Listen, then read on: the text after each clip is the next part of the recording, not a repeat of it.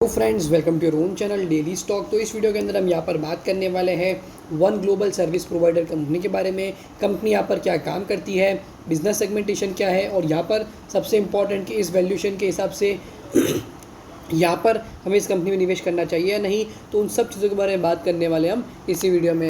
Video का अंत तक जरूर देखिएगा। और उसी के साथ साथ में अगर आपने अभी तक हमारे चैनल को, इस डेली स्टॉक को आपने सब्सक्राइब नहीं किया हो तो चैनल को सब्सक्राइब ज़रूर कर दीजिएगा।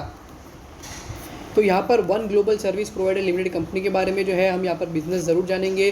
कंपनी के पास यहाँ पर कौन कौन से प्रोडक्ट्स है, कौन कौन से सेगमेंट में जो है कंपनी काम करती है, कंपनी के कैश फ्लोज यहाँ पर किस तरह से देखने को मिल रहे हैं, माने कि कंपनी की operating, investing, financing activity, company का शेयर प्राइस यहाँ पर जिस तरह से जो प्राइस पर यहाँ पर जिस तरह से तेज़ी पे जो है यहाँ पर मार्केट में शेयर ट्रेड कर रहा है, उसके अकॉर्डिंग भी यहाँ पर जो है इस वैल्यूएशन पे निवेश करना चाहिए नहीं। प्रमोटर होल्डिंग पिछले कुछ क्वार्टर्स के अंदर यहाँ पर किस तरह की होल्डिंग रही है, इंक्रीमेंट हो रही है, डिक्रीमेंट हो रही है, फिक्स स्टैग्नेंट होल्डिंग देखने को मिल रही है।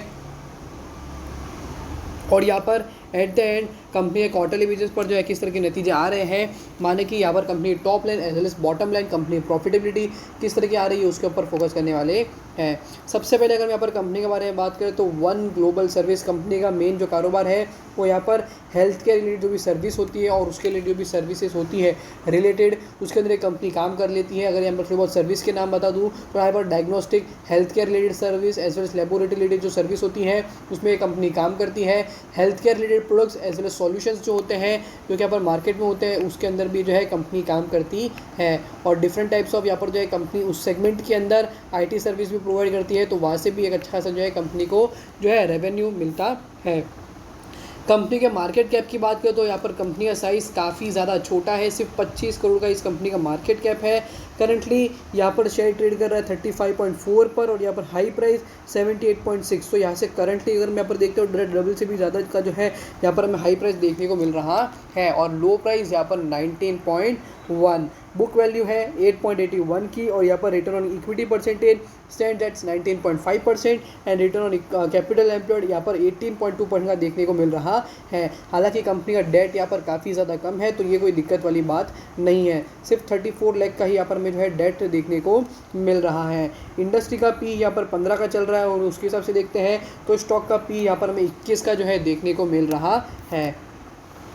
कंपनी का अगर मैं यहाँ पर फाइनेंशियल्स के ऊपर फोकस करें तो 2019-20 के अंदर कोई इतना अच्छा खासा जो है धंधा देखने को नहीं मिल रहा है, बट 2021 के अंदर यहाँ पर 3.67 करोड़ के रेवेन्यू के ऊपर यहाँ पर कंपनी ने 2.33 करोड़ का जो है कंपनी ने यहाँ पर प्रॉफिट कमाया था। और 2022 के अंदर ये जो कंपनी की रेवेन्यू है, कंपनी टॉप लाइन, वो यहाँ से डबल होकर हो चुकी थी 6.08 करोड़ का और यहाँ पर प्रॉफिटेबिलिटी कंपनी की 1.05 करोड़ की जो है यहाँ पर देखने को मिल रही थी। क्वार्टरली बेसिस के हिसाब से देखते हैं तो पिछले 3 क्वार्टर के ऊपर यहाँ पर हमारा जो ज़्यादा फोकस रहेगा। तो यहाँ पर सबसे पहले देखते हैं तो मार्च के अंदर 2.68 करोड़, उसके बाद 2 करोड़ और उसके बाद 3 करोड़। तो यहाँ पर अगर हम इन 3 क्वार्टर को भी देख लेते हैं तो भी यहाँ पर कंपनी ने जो है 8 करोड़ के आसपास का जो है कंपनी ने जो है कंपनी की टॉप लाइन कलेक्ट बना ली है। अगले क्वार्टर के अंदर सिर्फ 2 करोड़ भी आते थे तो कंपनी की यहाँ पर जो टॉप लाइन है वो 6 करोड़ से सीधी जो है 10 करोड़ पे यहाँ पर हमें जंप होते हुए देखने को मिलेगी। ऑन द अदर साइड यहाँ पर जो ज़्यादा मैटर करता है वो ये कि कंपनी बॉटम लाइन किस तरह से ग्रो हो रही है, तो वो यहाँ पर 1.13 करोड़, उसके बाद 0.13 लाख रुपीज़ या माने कि 13 लाख और उसके बाद यहाँ पर 31 लाख का कंपनी को प्रॉफिट हुआ है। तो यहाँ पर 3 क्वार्टर के अंदर सिर्फ 1.57 करोड़ का ही यहाँ पर कंपनी को प्रॉफिट हुआ है। तो अज्यूम करते हैं कि लास्ट क्वार्टर के अंदर सिर्फ 43 लाख का भी कंपनी को प्रॉफिट होता है तो भी यहाँ पर कंपनी की जो बॉटम लाइन है वो स्टैंड करेगी 2 करोड़ पे, माने कि 2022 से यहाँ पर ऑलमोस्ट यहाँ पर हमें जो है डबल होते हुए देखने को मिलेगी। अगर यहाँ पर कंपनी प्रॉफिटेबिलिटी 2 भी हो जाती है और करंट मार्केट कैप यहाँ पर स्टैंड करता है 21 का, तो यहाँ पर कंपनी का जो मार्केट कैप है वो ऑलमोस्ट 42 करोड़ का जो है 40 करोड़ के आसपास देखने को मिल सकता है। तो यहाँ पर 25 से 40 करोड़ अगर यहाँ पर कंपनी का मार्केट कैप होता है तो शेयर के अंदर एक अच्छी खासी रैली जो है यहाँ पर में 30, 40, 50 पर की जो रैली है वो आसानी से देखने को मिल सकती है अगर इसी प्राइस टू अर्निंग पे शेयर ट्रेड करता है। तो अगर यहाँ पर मिनिमम बेसिस के हिसाब से भी देखते हैं तो 15 के पी के हिसाब से भी 2 करोड़ देखते हैं तो भी यहाँ पर 30 का जो है करोड़ का मार्केट कैप आता है। तो यहाँ से करंट मार्केट कैप से ऑलमोस्ट 20% का सर्ज एक्सपेक्ट किया जा सकता है। Share holding pattern, promoter holding यहाँ पर 29.51% की जो है देखने को मिल रही है, हालांकि मेजोरिटी होल्डिंग नहीं है। पब्लिक होल्डिंग यहाँ पर जो है 70.5% और उसके अंदर से भी बड़े बड़े पार्टी उसके पास अगर यहाँ पर देखें 4, 4, 4, 12, 15 ऑलमोस्ट जो है यहाँ पर हमें 30% जो है निवेश यहाँ पर बड़े लोगों के द्वारा जो है इस कंपनी में किया हुआ है।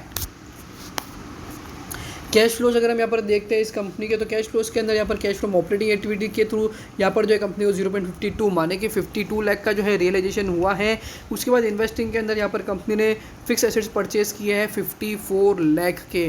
फाइनेंसिंग एक्टिविटीज़ के अंदर देखते हैं तो कोई ज़्यादा अच्छा खासा जो है रुझान देखने को नहीं मिल रहा, बिकॉज यहाँ पर जो है कंपनी का डेट जो है वो भी काफ़ी तरह कम है। तो यहाँ पर डेफिनेटली यहाँ पर over a period of time ये जो है कंपनी अपना जो है थोड़ा बहुत जो है अपना पैसा जो है चुका रही होगी।